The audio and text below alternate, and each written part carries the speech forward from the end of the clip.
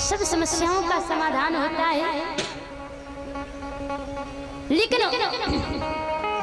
नवयुवकों के पास जोश होता है। अच्छा, जोश का कोई काम करवाना होना तो दो चार भाइयों को एकत्रित कर लो और दो चार भाइयों से कह दो भैया इनको मारना पीटना है तो 10 मिनट का समय नहीं लगेगा, मार पीट करके तुरंत आ जाएगा।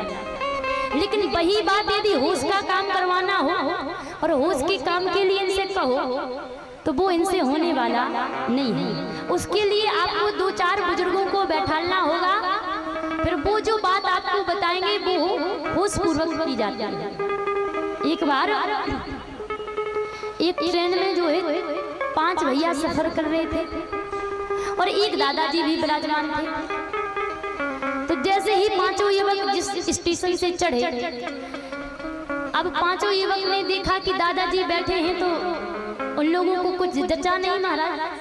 पांचों ने दादाजी से कहा दादाजी एक काम करिए आप दूसरी वाली सीट में चले जाइए, क्योंकि यहाँ 5 नवयुवक बैठे हैं और आप अकेले बूढ़े बैठे हो तो हम लोगों को अच्छा नहीं लग रहा है।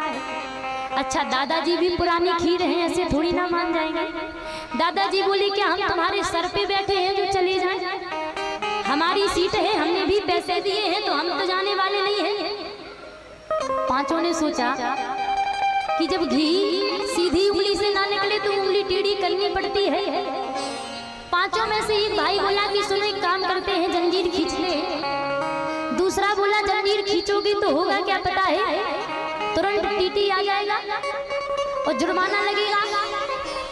तो पहले वाले ने कहा सुनो वैसे तो जुर्माना लगेगा नहीं, और जुर्माना लगेगा तो हम लोग पैसे एकत्र कर ले रहे हैं। वैसे तो जब हम 5 लोग हैं, 5 लोग ही कहेंगे कि हमने जंजीर नहीं खींची है, दादाजी ने जंजीर खींची है। बहुमत का जमाना है, हमारी सुनी जाएगी, इनकी थोड़ी ना सुनी जाएगी। जैसे ही 5 में से एक गया और जंजीर खींची, ट्रेन भी रुक गई। तुरंत टीटी आया। टीटी ने कहा क्यों भैया जंजीर किसने खींची है यहाँ पर? तो 5 युवक ने कहा सर ये जो दादाजी बैठे हैं ना इन्होंने जंजीर खींची है। अच्छा, दादाजी से पूछा गया क्यों दादाजी आपने जंजीर खींची है? दादाजी बोले बिल्कुल खींची है। टीटी ने कहा आपने जंजीर क्यों खींची है? दादाजी बोले ये बताओ लगी किस लिए है? टीटीआई ने कहा दादाजी किसी पर यदि संकट आता है तो जंजीर लगाई गई है। दादाजी बोले संकट नहीं भैया, महासंकट आया था इसलिए जंजीर खींचनी पड़ी, मजबूरी थी। टीटी ने कहा ऐसा कौन सा संकट आ गया कि जिसके लिए आपको जंजीर खींचने की आवश्यकता पड़ गई है? दादाजी बोले भैया ये पूछो क्या संकट नहीं आया था? ये जो 5 लड़की देख रहे हो ना, इन लड़कों ने हमें बहुत मारा है और मार मार करके हमारे 500 रुपए भी हमसे छीन लिए हैं। अब आप कृपा करके हमारे 500 रुपए हमें दिला दीजिए। और ये जो लाल कलर का पैंट पहने हैं ना, इसकी जेब में हमारे 500 के नोट रखे हुए हैं। जैसे ही टीटी ने देखा भैया वो तो चंदा एकत्र हुआ ही था।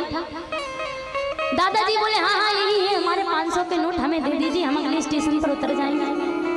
और दादाजी ने 500 रुपए लिए, बच्चे देखते रह गए। अगले स्टेशन पे जब दादाजी उतरे तो अपनी दाढ़ी पे हाथ घुमाते हुए कह रहे हैं हमें उल्लू बनाने चले थे, तुम्हारे जैसे नाती पोते घर में खेल रहे हैं। तो कहने का तात्पर्य है कि वृद्धों के पास होता है होश और युवा पीढ़ी के पास होता है जोश।